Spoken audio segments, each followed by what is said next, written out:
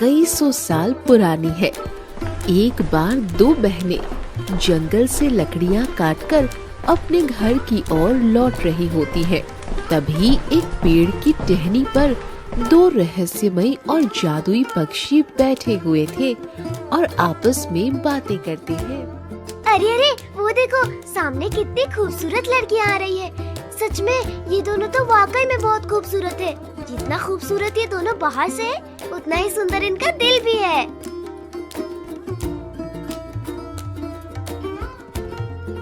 हाँ हाँ, तुम सही कह रहे हो। जितनी सुंदर ये दोनों हैं, काश इनकी किस्मत और इनका नसीब भी इतना ही सुंदर होता। नसीब? क्यों, क्या हुआ इनके नसीब को? मेरे हिसाब से तो ठीक ही है। अरे नहीं नहीं, इनका नसीब तो बड़ा बेकार है। बहुत दुख भरे पड़े हैं इन दोनों के जीवन में। बड़े विचित्र नसीब है इन दोनों के। इनके जीवन में आगे बहुत परेशानियां आने वाली हैं। मुझे तो इनके बारे में ही सोच सोच कर बड़ा दुख लगा रहता है। काश मैं इनके लिए कुछ कर पाता।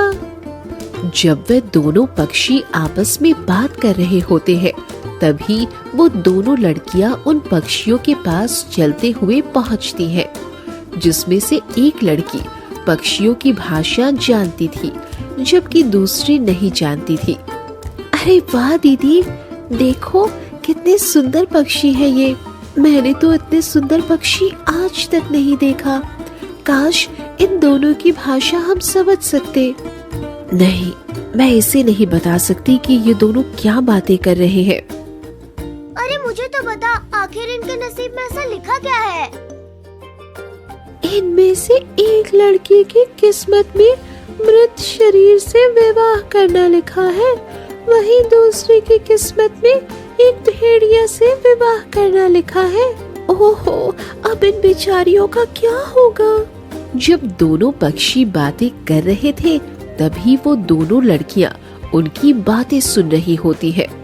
श्यामली, अंधेरा हो रहा है, चलो यहाँ से। रास्ते पर चलते चलते मोहिनी सोच में पड़ जाती है और उदास हो जाती है। क्या वो दोनों पक्षी सच कह रहे थे? क्या हमारा नसीब सच में खराब है? कुछ ही देर में दोनों अपने घर पहुंचती हैं। बेटियों, इतनी देर कैसे हो गई? हमें बहुत फिक्र हो रही थी तुम्हारी।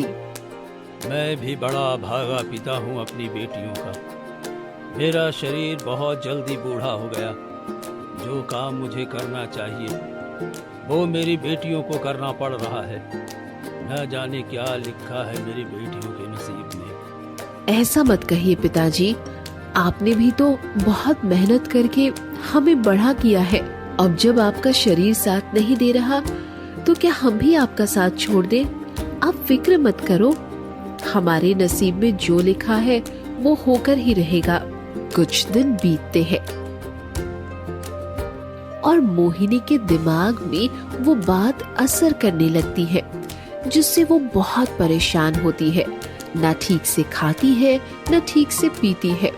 एक दिन उसकी माँ उसके पास आती है और कहती है, मोहिनी बेटी, क्या बात है?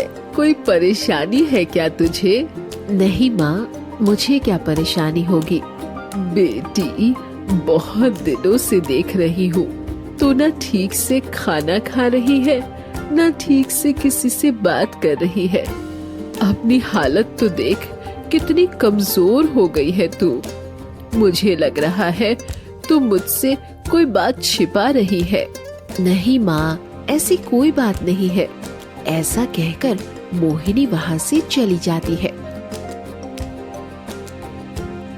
अगले दिन वो दोनों फिर जंगल जाते हैं, जहाँ वही पक्षी फिर से आपस में बात कर रहे होते हैं। भाई, क्या कोई हाल नहीं है इन दोनों के नसीब को बदलने का? नहीं, इनके नसीब में एक बार जो लिखा गया है वो होकर ही रहेगा। अब वो नहीं बदला जा सकता। ओह, ये तो इनके साथ बड़ा बुरा होने जा रहा है। दोनों पक्षियों को बात करते मोहिनी फिर से सुन लेती है, जिसे सुन और भी ज्यादा दुखी होती है। मोहिनी उन पक्षियों की बात से इस बार इतना ज्यादा चिंतित होती है कि अब वो खाना ही बंद कर देती है, जिससे उसकी हालत बहुत खराब हो जाती है और वो बिस्तर पकड़ लेती है। माँ, दीदी को क्या हुआ है? बेटा, मुझे कुछ समझ नहीं आ रहा। आखिर मोहिनी को क्या परेशानी है? वो मुझे कुछ बताती भी तो नहीं है। तुम फिक्र न करो भाग्यवान, आज मैं उनसे पूछ कर ही रहूंगा। आखिर वो हमसे कौन सा राज छुपा रही हैं। चलो उनके पास। मोहिनी के माँ, पिताजी और बहन मोहिनी के पास आते हैं, जिससे खूब जोर जबरदस्ती से उसके पिता उसकी उदासी का कारण पूछते हैं। तब मोहिनी बताती है, पिताजी, माँ, मैं बोलते हुए पक्षियों की भाषा समझ सकती हूँ। हाँ, ये तो अच्छी बात है। फिर तुम उदास क्यों हो, परेशान क्यों हो? पिताजी, परेशान होने वाली बात ये है कि जब मैं जंगल लकड़ियों के लिए जाती हूँ, मुझे वहाँ 2 पक्षियाँ बात करते हुए मिलती है और हमें देखकर कहती है कि इन दोनों बहनों का नसीब बहुत बुरा है।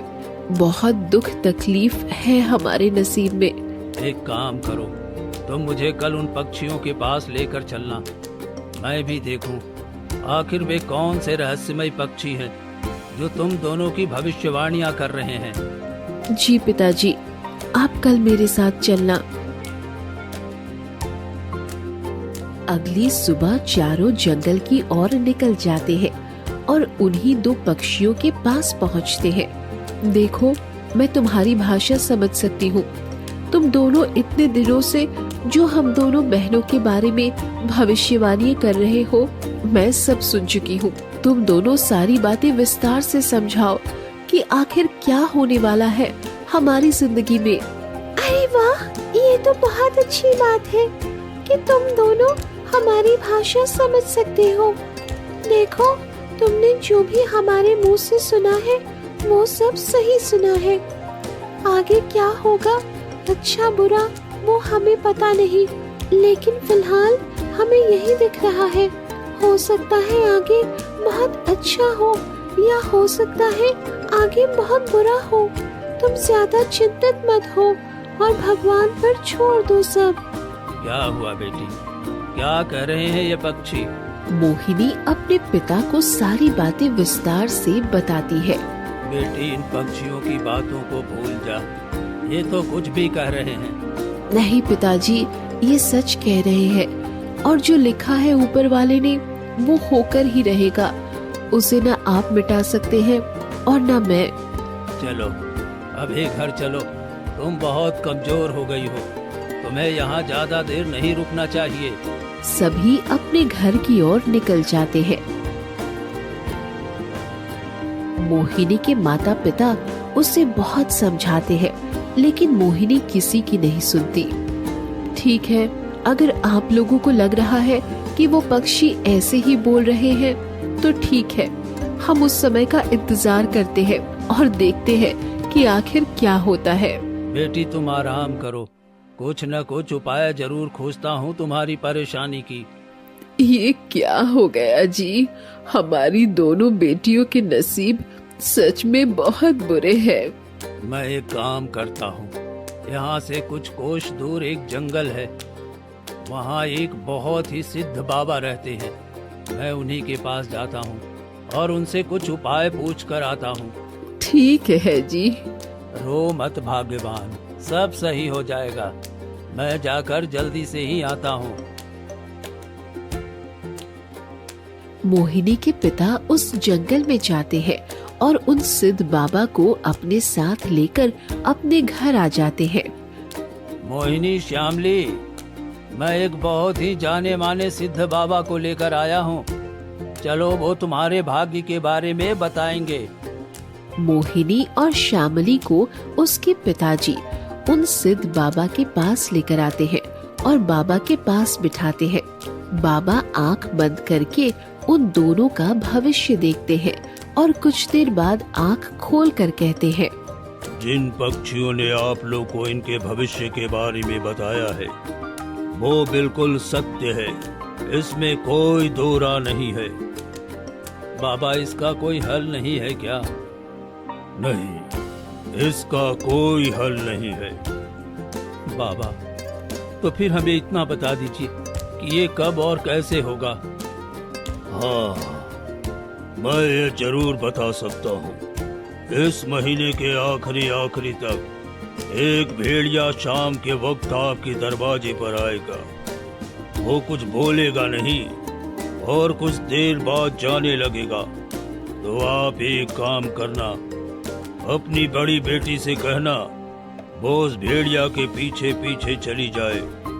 जो उसके नसीब में होगा वो होकर ही रहेगा। बाबा, अगर हमने ऐसा नहीं किया तो? अगर तुमने ऐसा नहीं किया तो वो भेड़िया अगली बार फिर तुम्हारे घर आएगा और उस वक्त उसका रूप बड़ा रौद्र होगा। वो तुम्हारे घर को तहस नहस कर जाएगा, तुम्हारे परिवार को मौत के घाट उतार देगा। तो तुम ऐसा बिल्कुल भी मत करना। अगर तुम अपने परिवार का भला चाहते हो तो। ठीक है बाबा, अब आप मेरी दूसरी बेटी के बारे में भी बता दीजिए। बेटा, आज तुम्हारी दूसरी बेटी का भविष्य बताने का मुहूर्त नहीं है। मैं किसी और दिन बताऊंगा। अभी मैं चलता हूँ। ठीक है बाबा। कुछ दिन तो बड़े अच्छे से बीतते हैं, लेकिन जब महीने का आखिरी दिन आता है और जब शाम को सब बाहर बैठे हुए होते हैं, तभी एक खूंखार भेड़िया उनके दरवाजे पर आता है। हे भगवान, लगता है ये वही भेड़िया है जिसकी बात वो बाबा कर रहे थे। नहीं, मैं अपनी बच्ची को उसके साथ नहीं भेजने वाली। भेड़िया कुछ देर दरवाजे पर खड़ा खड़ा देखता रहता है। उसके बाद वो वापस जाने लगता है। माँ, पिताजी, मैं अपनी जान बचाने के लिए आप लोगों की जिंदगी खतरे में नहीं डाल सकती। मेरा समय हो गया है, मुझे अब जाना होगा। नहीं दीदी, मत जाइए। नहीं शामली, मुझे जाना ही होगा, वरना वो भेड़िया दोबारा यहाँ आएगा और फिर सब बर्बाद कर देगा। जिंदगी रही तो फिर मिलेंगे, लेकिन अभी मुझे इजाजत दीजिए पिताजी। मोहिनी के माता, पिता और बहन फूट फूट कर रोते हैं और उसे बहुत रोकते हैं, लेकिन मोहिनी नहीं रुकती और उस भेड़िया के पीछे पीछे चली जाती है। तुम ऐसे कैसे घर पर शांत बैठ सकते हो? ना जाने वो भेड़िया मेरी बच्ची के साथ क्या करेगा। तुम एक काम करो, तुम मोहिनी के पीछे पीछे जाओ और देखो वो भेड़िया हमारी बच्ची को कोई नुकसान न पहुंचाए। पर बाबा ने मुझे ऐसा कुछ कहा नहीं। अगर मैं उसके पीछे गया और उसने हमारी बच्ची को कोई नुकसान पहुंचाया तो? ठीक है, आप यहीं रहिए, फिर मैं जाती हूँ उसके पीछे। नहीं, तुम यहीं रहो, मैं जा रहा हूँ। मोहिनी के पिता मोहिनी का पीछा करते करते एक जंगल में आ जाता है, जहाँ वो देखता है भेड़िया एक गुफा में जा रहा होता है और उसी के पीछे पीछे उसकी बेटी भी गुफा में चली जाती है। ये क्या, इतनी पुरानी गुफा में मेरी बच्ची इस भेड़िए के साथ चली गई? ये तो बड़ी खतरनाक गुफा है। बड़े खतरनाक जानवर रहते हैं यहाँ। अब मेरी बच्ची यहाँ से कभी जिंदा नहीं जा पाएगी। ऐसा कह मोहिनी के पिताजी फूट फूट कर रोने लगते हैं और अपने घर आ जाते हैं। पति को रोता देख श्यामली और उसकी माँ भागते हुए आती है। क्या हुआ जी, आप रो क्यों रहे हैं? हमारी बच्ची कहाँ है? पिताजी बताइए ना, क्या हुआ? भाग्यवान, वो भेड़िया हमारी बच्ची को उस खतरनाक वाली गुफा में लेकर गया है। उस गुफा में कोई एक बार चला जाए तो कभी वापस नहीं आता। न हो उस भेड़िए ने हमारी बच्ची के साथ जरूर कुछ कर दिया है। हे भगवान, ये क्या हो गया? हमारी बच्ची का नसीब तूने कैसा लिखा है प्रभु? रो मत भाग्यवान, मैं कल सुबह एक बार और देखता हूँ। उस गुफा के पास जाकर शायद मुझे अपनी बच्ची वहाँ मिल जाए। अगली सुबह भाग्यवान, मैं जा रहा हूँ, तुम श्यामली का ध्यान रखना। ठीक है जी, मेरी बच्ची मोहिनी को सही सलामत घर लेकर आना। श्यामली के पिता उस जंगल की गुफा के पास पहुंच जाते हैं। अब मुझे इस गुफा के अंदर जाकर देखना ही पड़ेगा। मोहिनी के पिता उस गुफा के अंदर जाते हैं।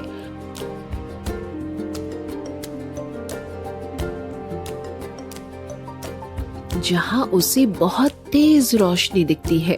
अरे ये क्या है? इतनी तेज रोशनी इस गुफा में कहां से आ रही है? इस गुफा में तो अंधेरा रहना चाहिए, लेकिन यहाँ से तो इतनी तेज रोशनी आ रही है।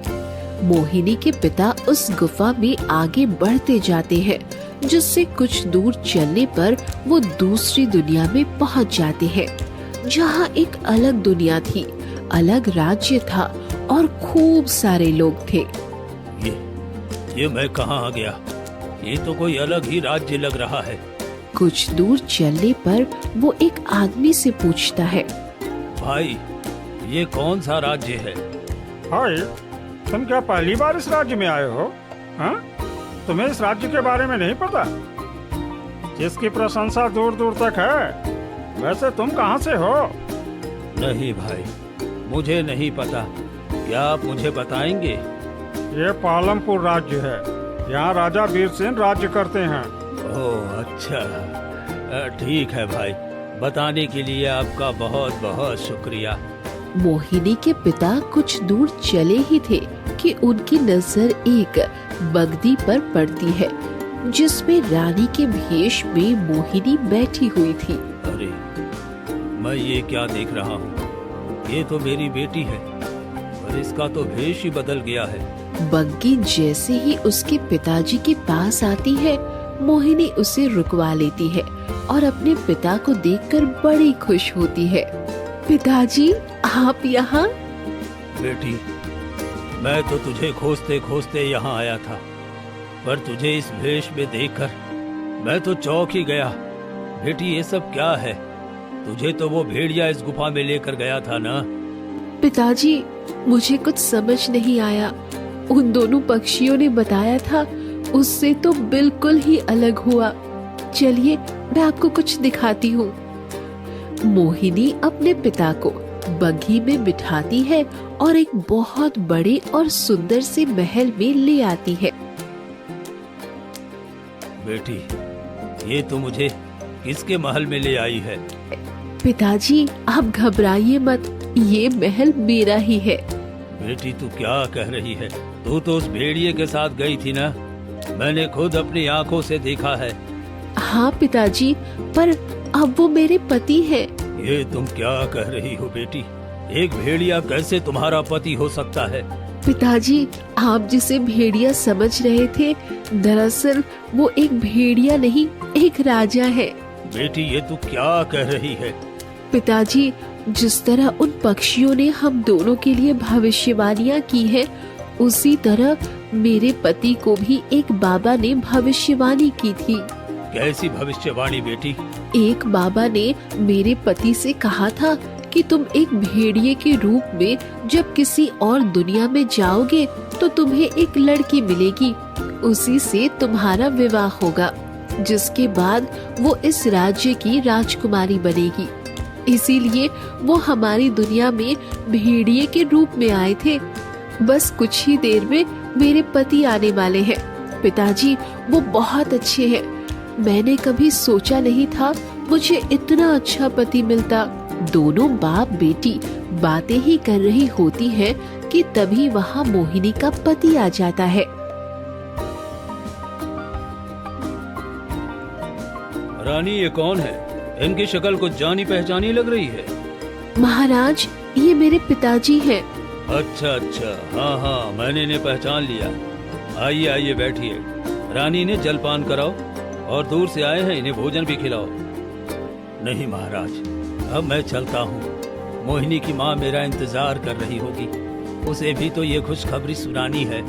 पिताजी, आप आज रात्रि यहीं रुक जाइए, कल सुबह सुबह चले जाना। ठीक है बेटी, अगर तेरा मन है तो मैं आज रात्रि रुक जाता हूँ। मोहिनी के पिता रात्रि अपनी बेटी के पास रुकते हैं और वो सुबह सुबह अपने घर की ओर चल देते हैं। लेकिन जैसे ही वो उस पेड़ के पास पहुँचते हैं, उसका दरवाजा नहीं खुलता। तभी पास में बैठा एक पक्षी उससे कहता है, कौन हो तुम और इस दरवाजे के पास क्या कर रहे हो? ये कोई मामूली दरवाजा नहीं है, बड़ा ही तिलिस्मी दरवाजा है ये। पर मैं इसी दरवाजे से अंदर आया था और मुझे अब अपने घर जाना है, लेकिन ये दरवाजा तो खुल ही नहीं रहा। अच्छा, ये बताओ तुम कहाँ से आ रहे हो? मैं अपनी बेटी के यहाँ गया था, वहीं से आ रहा हूँ। लगता है तुमसे कोई गलती हुई है, इसलिए दरवाजा नहीं खुल रहा है। एक काम करो, तुम जाओ अपनी बेटी के घर और जाके तुमने जो भी खाया है उसके यहाँ पर उसे उसका पैसा दे के आओ, या फिर वो सब माफ करवा के आओ जो तुमने अपनी बेटी का हक खाया है, तभी ये तिलिस्मी दरवाजा खुलेगा। मोहिनी का पिता दोबारा अपनी बेटी के ससुराल जाता है और सारी बातें अपनी बेटी को बताता है। बेटा, मुझे समझ में नहीं आ रहा, मैं क्या करूं? मैं ठहरा एक गरीब, तुझे क्या दूंगा? लगता है अब मुझे यहीं रहना पड़ेगा। पिताजी, आपको कुछ भी देने की जरूरत नहीं है, मैंने आपका सारा माफ किया। अब आप निस्फिक्र होकर जाइए। ठीक है बेटी। मोहिनी के पिता फिर से उसी पेड़ के पास जाता है जहाँ उसे दरवाजा खुला हुआ मिलता है। वो उसी दरवाजे से अंदर जाता है और गुफा से निकलता हुआ अपने घर पहुँच जाता है।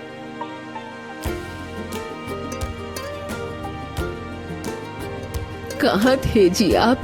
मेरी बेटी का कुछ पता चला? वो जिंदा है? अरे, आप मुस्कुरा क्यों रहे हैं? भाग्यवान, जो मैंने देखा ना, अगर वो तुम देख लोगी तो तुम्हारे होश उड़ जाएंगे। बातों को घुमाइए मत जी, मुझे बस इतना बताओ कि मेरी बेटी का कुछ पता चला कि नहीं। मोहिनी के पिता अपनी पत्नी को सारी बातें विस्तार से बताते हैं। क्या क्या आप सच कह रहे हैं जी? मुझे अभी मेरी बेटी के पास लेकर चलो। पिताजी, मुझे भी दीदी के पास लेकर चलिए ना। हाँ हाँ, मैं सबको जल्द ही अपने साथ लेकर चलूंगा। अजी, आपने ये खबर सुनाकर दिल खुश कर दिया। हम सब ने तो इसी दुख में कितने दिनों से ठीक से खाना भी नहीं खाया। आज आप ही श्यामली के साथ जंगल जाकर लकड़ियाँ ले आओ। आज खुशी खुशी साथ में खाना खाएंगे। ठीक है भाग्यवान, हम अभी जंगल जाते हैं। वैसे भी मैं बेटी को अकेला नहीं छोड़ सकता। दोनों बाप बेटी जंगल की ओर निकल जाते हैं। बेटी, मैं तो थक गया और बड़ी जोरों की प्यास भी लग रही है।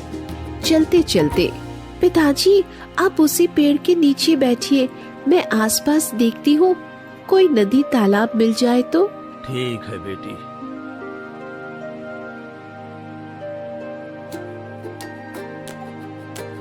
श्यामली जंगल में यहाँ वहाँ पानी तलाशती है, लेकिन उसे कहीं पानी नहीं मिलता। पर एक झोपड़ी नजर आती है। अरे, ये किसकी झोपड़ी है? मैं एक काम करती हूँ, इस झोपड़ी में जरूर कोई रहता होगा। मैं पिताजी के लिए यहीं से पानी मांग लाती हूँ। श्यामली उस झोपड़ी के पास आती है, लेकिन वहाँ उसे कोई नजर नहीं आता। कोई है क्या इस झोपड़ी में? अरे, कोई है? कब से चिल्ला रही हूँ, कोई आता ही नहीं। लेकिन घड़ा तो रखा हुआ है। मैं एक काम करती हूँ, उस घड़े से पानी ले आती हूँ और पिताजी को दे देती हूँ। श्यामली उस घड़े के पानी को एक गिलास में लेती है और अपने पिताजी को दे आती है। बेटी, जा, ये गिलास वही रखा, किसी की अमानत है ये। ठीक है पिताजी। श्यामली दोबारा उस झोपड़ी में जाती है और जैसे ही ग्लास उस घड़े पर रखती है, उस झोपड़ी का दरवाजा अचानक से बंद हो जाता है।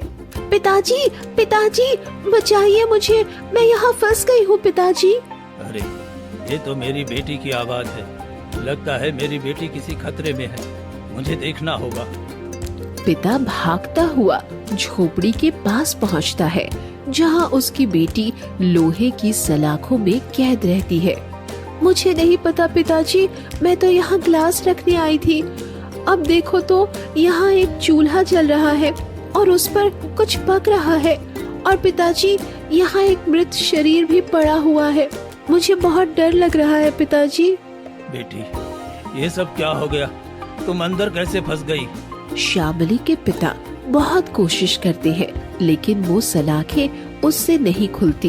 बेटी घबराओ मत। मुझे लगता है उन पक्षियों की दूसरी भविष्यवाणी भी सच हो गई है। बेटी, मैं कोशिश करता हूँ इसे खोलने की। हाँ, फिक्र मत कर। बेटी, मैंने बहुत कोशिश कर ली, लेकिन ये सलाखें तो मुझसे नहीं खुल रही। लगता है यही तेरा नसीब है। पिताजी, अंधेरा होने वाला है, आप जाइए यहाँ से। अब लगता है यही मेरा नसीब है। आप मुझसे मिलने आ जाया करिए। नहीं बेटी, मैं तुझे छोड़कर नहीं जा सकता। पिताजी, आपको मेरी कसम, जाइए यहाँ से, वरना मैं परेशान हो जाऊंगी। श्यामली के बहुत कहने पर उसके पिताजी वहाँ से चले जाते हैं। श्यामली अंदर जाती है और देखती है कि मृत शरीर कपड़े से पूरा ढका हुआ है और पैर सामने है। मैं क्या करूं? इस मृत शरीर के साथ तो मुझे बहुत डर लग रहा है, पर पैरों से तो ये ऐसा लग रहा है जैसे बेहोश हो। एक काम करती हूँ, बचपन में जब मैं और दीदी थक जाते थे तो माँ पिताजी पैरों के तलवों की मालिश करते थे। मैं इनके पैरों की भी मालिश करती हूँ, शायद ये फिर से जिंदा हो जाए। श्यामली उस मृत शरीर के पैरों के तलवे पर मालिश करना शुरू कर देती है। वहीं दूसरी तरफ पिता जब घर पहुँचते हैं तब, अजी, श्यामली कहाँ है? अरे, आप उदास क्यों हैं? बताइए ना, हमारी बच्ची कहाँ है? श्यामली के पिता अपनी पत्नी को सारी बातें बताते हैं, जिससे उसकी माँ बड़ी परेशान होती है। हाय, ये क्या हो गया? मेरी एक बच्ची तो खुश है, पर दूसरे के साथ ये क्या हो गया? दोनों माँ बाप फूट फूट कर रोते हैं। चलो, मुझे अभी अपनी बेटी के पास ले चलो। श्यामली के पिता अपनी पत्नी को सुबह सुबह उसी जंगल में ले जाते हैं, लेकिन वो झोपड़ा उसे कहीं नहीं दिखता। समय बीतता है और 15 साल बीत जाते हैं। श्यामली 15 सालों तक उस मृत शरीर के तलवों की मालिश करती रहती है और उसके माँ बाप रोज उस जंगल में आते हैं और उस झोपड़ी की तलाश करते हैं, लेकिन उन्हें वो झोपड़ी कहीं नहीं मिलती। भाग्यवान, आज पूरे 15 साल से हम उस झोपड़ी को खोज रहे हैं, लेकिन न जाने